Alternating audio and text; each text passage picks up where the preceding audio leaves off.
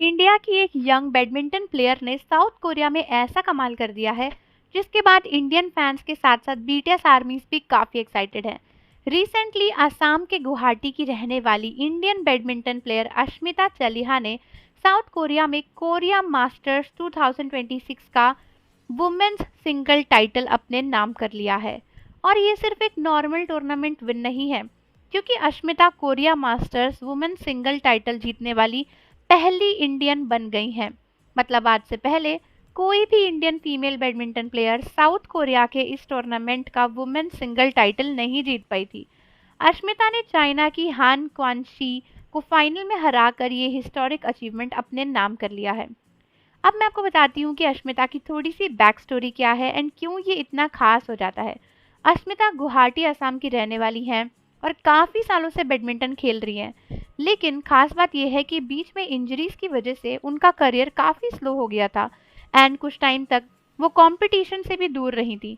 लेकिन ऐसा धमाकेदार कमबैक किया उन्होंने कि वो एक इंडिपेंडेंट प्लेयर के तौर पर टूर्नामेंट्स में पार्टिसिपेट करने लगी। और फिर कुछ ही टाइम में उन्होंने मलेशिया मास्टर्स और मकाओ ओपन जैसे टूर्नामेंट्स में भी स्ट्रॉन्ग परफॉर्मेंसेस दी थी और अब साउथ कोरिया में डायरेक्टली टाइटल जीतकर हिस्ट्री क्रिएट कर दी है।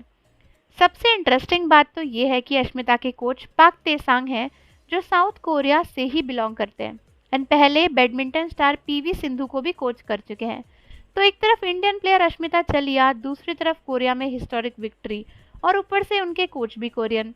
और इसी वजह से इंडियन फैंस के बीच अश्मिता की ये विक्ट्री इतनी स्पेशल बन गई है। सोशल मीडिया पर तो लोग उन्हें कॉन्ग्रेचुलेट कर ही रहे हैं, क्योंकि एज अ स्पोर्ट्स और एथलीट उनकी अचीवमेंट बहुत ज़्यादा प्राउड फील करने वाली है इंडिया के लिए, क्योंकि इतनी छोटी सी उम्र में उन्होंने इतनी सारी जगहों पर इंडिया का नाम रोशन किया। तो ऑब्वियसली ये काबिलियत तारीफ तो है ही।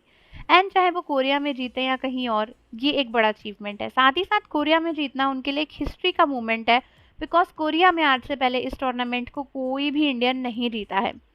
सो ये चीज़ ऑलरेडी एक बहुत बड़ी चीज़ हो जाती है कि उन्होंने इंडिया का नाम रोशन किया।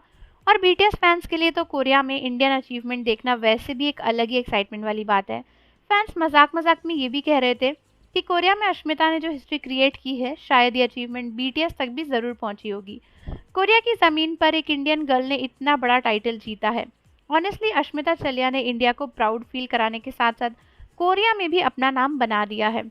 एंड मुझे लगता है कि वो आगे भी अपने करियर में काफ़ी सारे अचीवमेंट्स को हासिल करेंगी।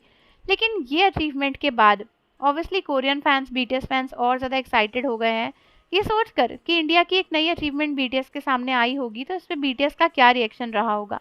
वैसे भी बीटीएस के मेंबर्स अक्सर स्पोर्ट्स में काफ़ी इंटरेस्ट लेते ही हैं, तो मे भी शायद उन्होंने ये अचीवमेंट भी देखा हो। फिलहाल आप लोग मुझे बताओ कि आप अश्मिता चलिया के इस अचीवमेंट पे प्राउड फील कर रहे हो या नहीं। और जाने से पहले चैनल को सब्सक्राइब कर लो, बेल आइकन प्रेस कर दो। मिलता है आपसे अगली वीडियो के साथ।